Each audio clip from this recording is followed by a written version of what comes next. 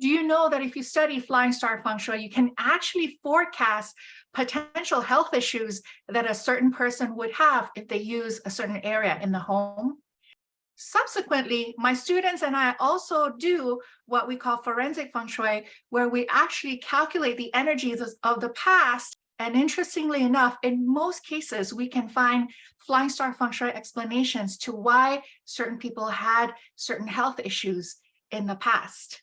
And in the past 15 years of me doing flying star feng shui as my main feng shui method for my clients, especially if the health issue is not too serious, most of the time it's still not too late to put in the feng shui remedies to minimize the severity of the illness. So how does the Feng Shui Bagua relate to body parts and health issues? Let's take a look at that here. For me, as a Feng Shui consultant, teacher, and trainer for the past 15 years now, this is where the power of real Feng Shui lies, in that once we understand the energy in our home, then we can determine how that energy affects us positively or negatively. And in this video, we're talking about flying star feng shuis, talking about the numbers, the trigrams, and how it relates to our health and which part of our health is going to be impacted. And if you're new to my video series, I have made a 15 video series where in every video, I reveal another layer of classical feng shui to help you embark on your classical feng shui journey so you can finally start doing real feng shui for real results. None of the diluted, bastardized versions that started in the 1960s, okay? This is the way feng shui is meant to be practiced, and it started from hundreds and thousands of years ago. This is the real deal. If you've been following me in these video series and you want the one sheet that I've been using, just comment below and I'll send you a DM with a download link. Now, starting with the northwest direction, the trigram is Qian. What is related to the Qian trigram, which is also related to the number 6 in Flying Stars Feng Shui, is the head. Okay, so head injuries, brain trauma, mental health issues, right? Physical or mental here. Okay, depression, bipolar, all that. If you see that situation in your house, it is very likely because the number 6 is afflicted in that area. The father, meaning a male with kids, doesn't matter if that male is married, doesn't matter if that male is young or old, as long as that male member in the household has had children, he is impacted by the number 6. So if the number 6 is being negatively impacted in a certain room in the house, of all the family members, the father is the last person to put in there, because whoever is connected to the father trigram or the number 6 will be the most impacted out of everyone in the household. Okay, and now let's move on to number 2.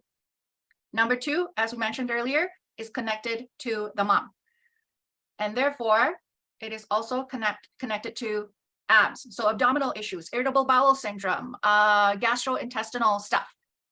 Okay, and now let's go to number 3.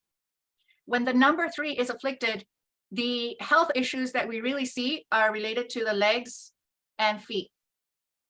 Okay, so this can be an injury. Maybe it could be a sports injury that is related to the leg. I've had situations where my clients went skiing. I have another client where her daughter is a ballet dancer, and the room that they were in happens to have the number 3 afflicted.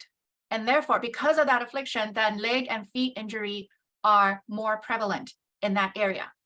And there was actually one particular month, I believe last year, where I warned my Feng Shui members from leg-related injuries. And even then, three of my members came back and said, well, it was small injury. One was a sprain, one stepped on a nail, and I think one stepped on a hose or a rake or something like that. No big injury, but it was very interesting that it definitely related to the number 3 being afflicted, okay, for that particular month.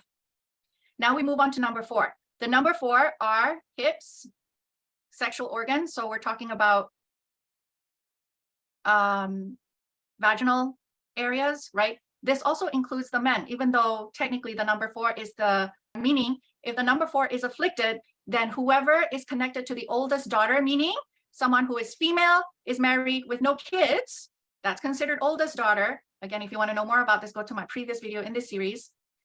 Then they're going to be hit with hip issues like arthritis, right? Diarrhea, on the lower end, right?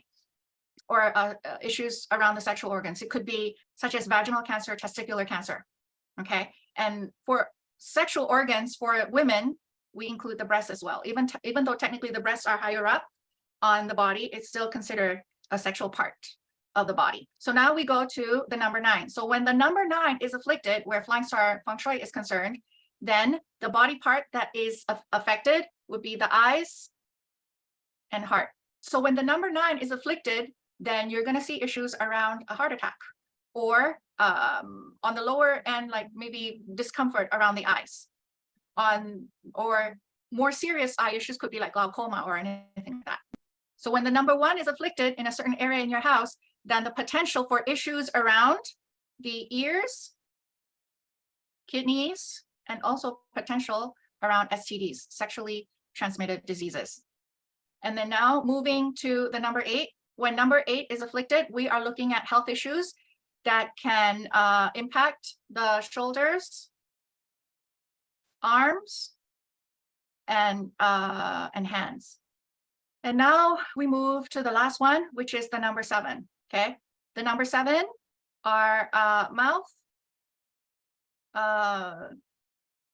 nose, throat, respiratory. Here, okay. And if you want to talk about something that's interesting, and we'll talk about annual charts in upcoming series, but the energy for 2020 had the number 7 in the center. And it is my belief that the number, whatever reigning number is in the center, is the most powerful because it impacts the whole household. It impacts everyone.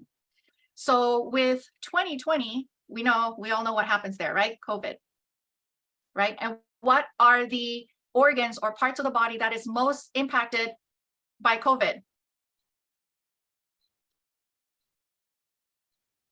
Respiratory.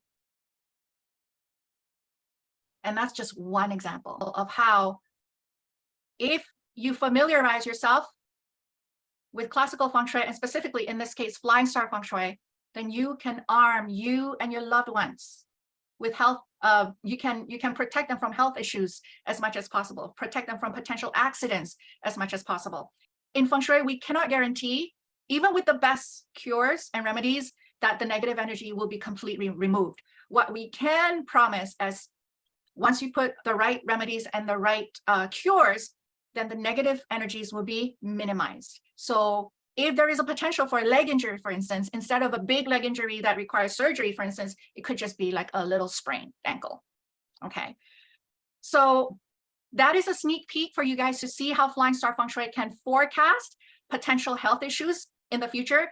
And in fact, in my school, we do a lot of what we call forensic feng shui, in that we calculate the energies in the past months, in the past years, and it always links back to why a certain family member, again, that's the last video, had issues with a certain body part, a certain health issue, which was what we just covered in this video. Again, this is part of a 15 video series. So if you want to learn a crash course on what is classical feng shui, and specifically we focus on Flying Star Feng Shui, which is one of the classical methods, then make sure you catch all of them. But if you want to watch the full 15 video series all in one presentation, one training for you, again, it's in my link in bio, and you can go there for that.